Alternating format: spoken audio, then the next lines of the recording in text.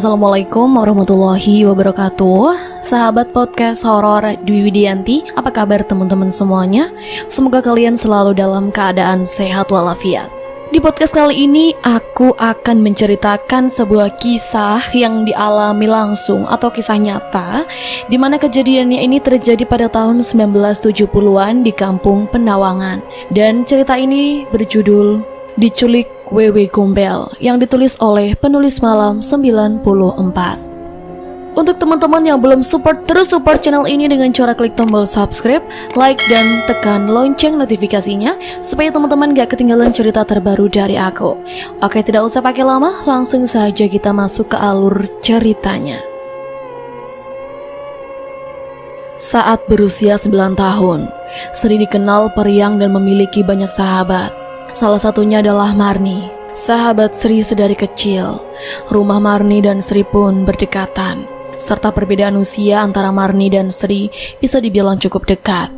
Hanya terpaut selisih 2 tahun atau umur Marni 2 tahun lebih tua dari Sri. Hal inilah yang menyebabkan Sri ini lebih betah menghabiskan waktu bermain bersama Marni dibandingkan dengan sahabat Sri yang lain. Saat pulang sekolah, seperti biasa, Sri langsung menuju ke rumah Marni untuk mengajaknya bermain petak umpet ataupun bermain masa kecil yang lain sampai dengan maghrib menjelang. Sri pun berpamitan kepada ibunya untuk pergi bermain. "Bu, Sri mau main dulu ya bersama Marni," ucap Sri. "Pulangnya jangan terlalu sore ya, pokoknya gak boleh lebih dari jam 5 sore," jawab ibu Sri.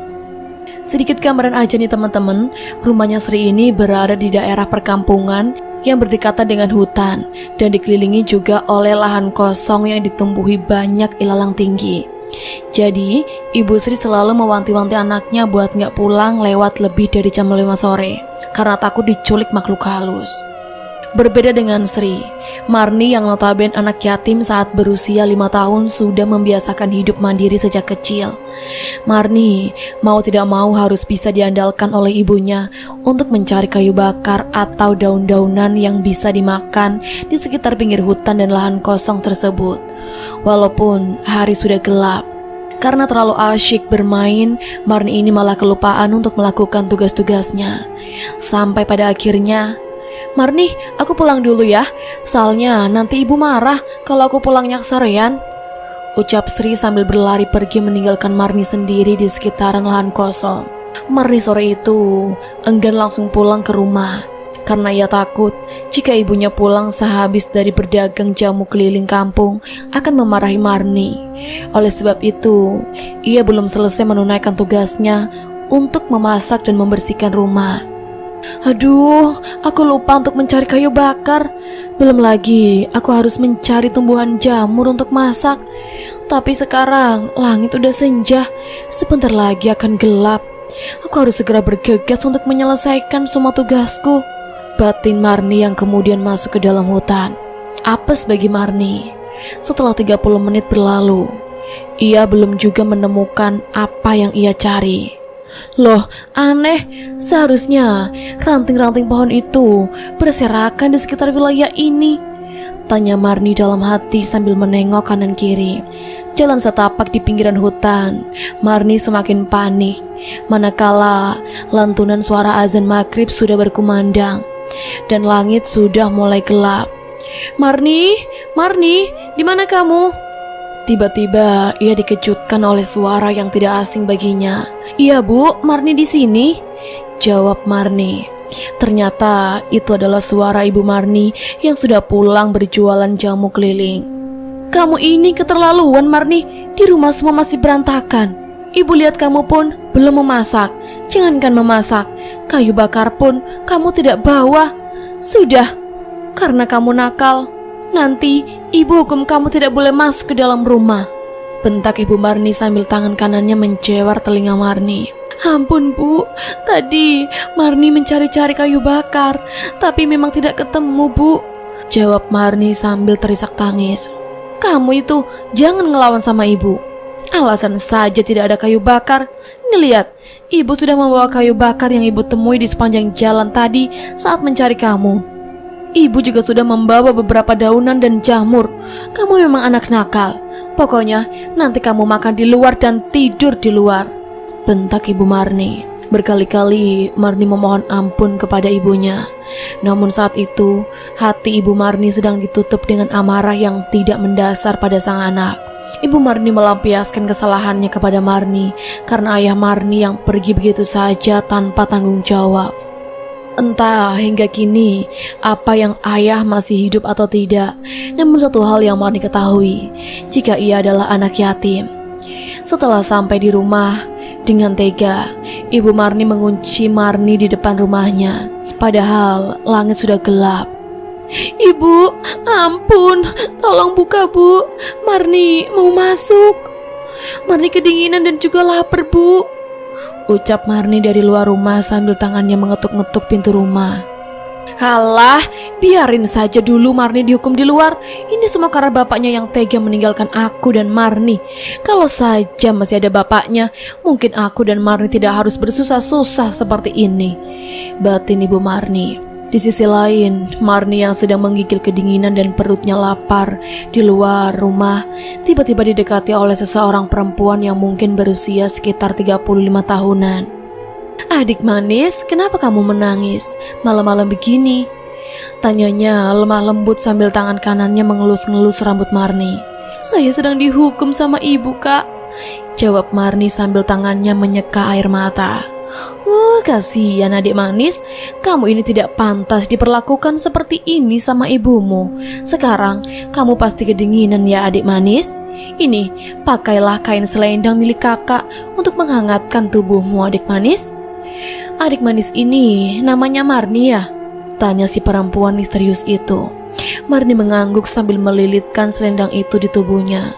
"Iya kak, nama aku Marni." "Dari mana kakak tahu namaku?" tanya Marni penasaran. "Kakak tahu nama adik manis itu Marni. Saat tadi ibu, adik manis mencari-cari di pinggir hutan. Kakak tidak sengaja mendengar jika nama adik adalah Marni. Karena kebetulan kakak juga sedang ada di dekat situ," jawab si perempuan. "Sekarang adik Marni pasti sedang lapar ya. Ikut ke rumah kakak saja yuk. Rumah kakak tidak jauh dari sini. Dan di rumah kakak ada banyak makanan lezat loh untuk adik Marni," ajak si perempuan misterius itu kepada Marni. Marni yang sudah sedari tadi menahan lapar, ia akhirnya pasrah mengikuti perempuan misterius itu berjalan menuju rumahnya. Aneh, tapi sepertinya ini jalan menuju ke dalam hutan. Apa rumah kakak perempuan ini ada di dalam hutan ya? Batin Marni sambil menatap lekat-lekat wanita yang sedang berjalan dengan menggandeng tangannya. "Itu adik manis, rumah kakak tepat di balik pohon itu," tunjuk si perempuan misterius ke sebuah rumah kayu yang bisa dibilang lumayan besar dan ada sebuah pohon besar di sisi rumahnya. Marni hanya mengikuti perempuan itu masuk ke dalam rumahnya. Sesaat tiba di dalam rumah, Marni terkejut melihat ada sebuah meja makan yang di atasnya penuh dengan segala macam lauk pauk penikmat telah tersedia. "Adik manis, ini semua untuk kamu makan ya. Habiskan saja dik. Sengaja kakak memasak makanan ini untukmu," ucap si perempuan seraya tangannya mengambilkan secentang nasi putih hangat di piring untuk Marni. Dengan segera, Marni langsung memakan makanan yang tersaji di atas meja makan tersebut dengan lahap. Setelah Marni ini kenyang makan, entah mengapa lidahnya Marni seperti keluh sekali. Bahkan Marni seperti tidak ada suara. Seketika itu juga perempuan misterius yang mengajak Marni ke rumahnya berubah wujud menjadi sangat amat menyeramkan. Rambut perempuan itu panjang acak-acakan menyerupai orang gila. Tangannya dipenuhi luka dan memiliki kuku yang tajam serta payudara yang panjang mencuntai. "Hihihi, adik manis, sini adik manis. Kakak akan menyayangi kamu adik manis, bahkan lebih sayang daripada ibumu." Hihihi. Untuk menangis, Marni pun tidak bisa. Ia hanya berdiri mematung sambil bercucuran peluh dan tubuh bergetar ketakutan ketika memandangi perempuan menyeramkan itu yang perlahan mendekati. "Jangan takut adik Marni yang manis. Sekarang aku ini ibumu. Lupakanlah ibu kandungmu itu yang tidak menyayangimu," Mendengar hal itu, Marni teringat akan masa-masa indah bersama ibunya. Dalam hati, Marni menginginkan untuk kembali pulang ke rumah ibunya. Dan perlahan, air mata Marni pun menetes. Melihat Marni yang menangis, perempuan tersebut tidak dengan mudah membiarkan Marni ini pulang. Melainkan, ia memeluk erat Marni. Dan sebelah tangannya mengelus-ngelus rambut Marni. Sementara itu, ibu Marni yang di rumah panik saat membuka pintu. Ternyata Marni sudah tidak ada di sana. Ia langsung mendatangi rumah tetangganya atau ibunya Sri untuk memastikan apa Marni ada di sana. "Assalamualaikum, Bu. Assalamualaikum," sapa ibu Marni dari balik pintu. "Waalaikumsalam. Iya, Bu, ada apa?" jawab ibunya Sri sambil membuka pintu rumahnya. "Bu, apa Marni ada di rumah ibu?" tanya ibu Marni. "Gak ada, Bu. Terakhir kali anak saya bermain sama Marni di dekat lahan kosong dan Marni kembali ke dalam hutan," jawab ibunya Sri. Ibu Marni menjelaskan jika tadi ia sudah bertemu dengan Marni. Namun karena dirinya yang kesal, kemudian ia menghukum Marni di luar rumah. Ibunya Marni pun kini mulai dilanda rasa panik saat ia mengetahui anaknya tidak ada di rumah Sri, sahabat Marni. "Ayo, Bu, kita cari Marni ke rumah teman-teman sebayanya yang lain. Mungkin ia sedang bermain di sana," ajak ibunya Sri. Setelah mereka berputar mencari Marni ke rumah-rumah tetangga dan tidak jua menemukan adanya Marni, salah seorang tetangga mereka berkata, "Bu, lebih baik kita bawa peralatan dapur saja. Sepertinya Marni diculik Wewe Gombel atau Mamadi. Kan tidak ada salahnya kita mencoba membunyikan alat dapur di sekitar hutan dan lahan kosong," cetus ide salah seorang tetangga. "Setuju? Iya, coba, Bu." "Iya, saya setuju. Lebih baik kita bunyikan saja alat-alat dapur," timpal para warga lainnya yang ikut mencari Marni. Dengan sigap, mereka kembali ke rumah masing-masing dan kemudian berkumpul di rumah kepala desa untuk mencari Marni menyusuri hutan dan kebun-kebun kosong. Dengan bersemangat, para warga dibantu oleh Pak Kepala Desa terus membunyikan alat-alat dapur. Sedangkan Ibu Marni terus memanggil-manggil anaknya Liri. "Bu, lihat, ada yang mencurigakan," sahut Pak Kepala Desa sambil tangannya menunjuk ke sebuah pohon besar. Tetapi rantingnya bergerak-gerak tak beraturan saat dibunyikan alat-alat dapur. "Ayo semua, kita bunyikan terus alat-alat dapur yang kita bawa di pohon ini," komando dari Pak Kepala Desa. Ibu Marni terus memanggil nama anaknya sambil terisak tangis dan berkali-kali ia meminta maaf serta menyesali perbuatannya. "Maafin ibu, Nak. Maaf, ibu tidak seharusnya menghukummu. Ibu tidak seharusnya memperlakukanmu seperti orang dewasa."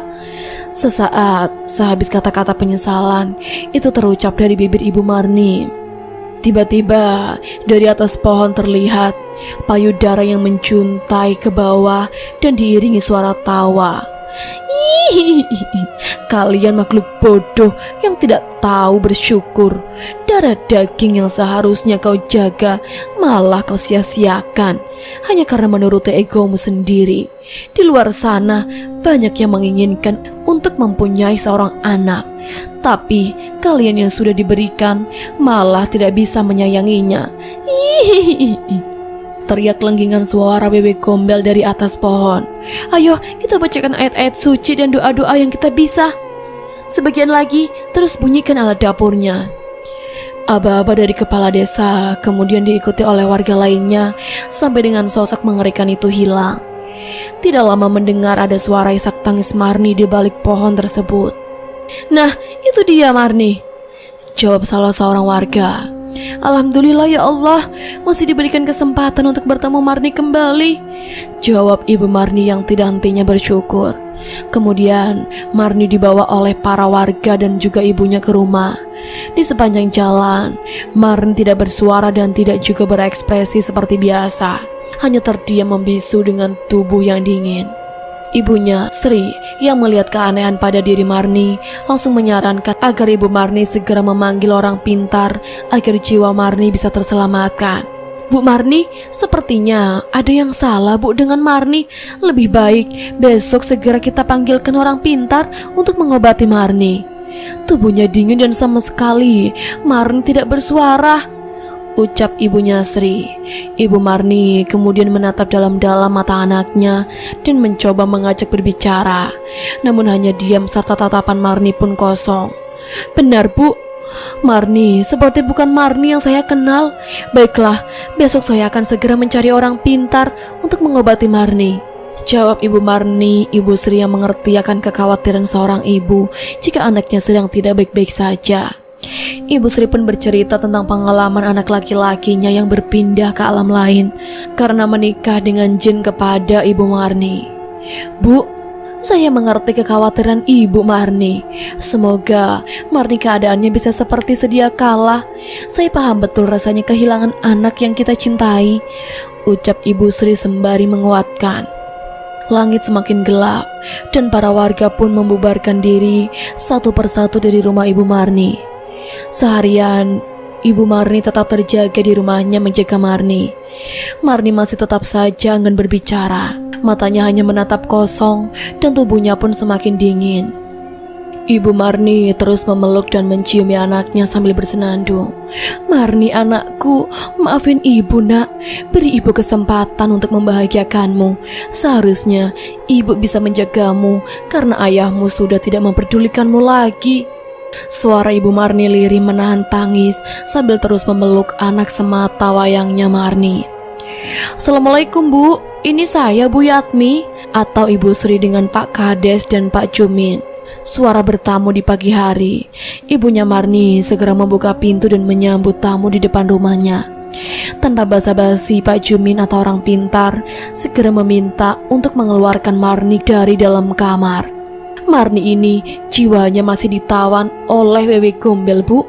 Wewe Gombel itu masih terus mengikat jiwa Marni karena ia sudah terlanjur menyayangi Marni seperti layaknya anak sendiri, ucap si orang pintar.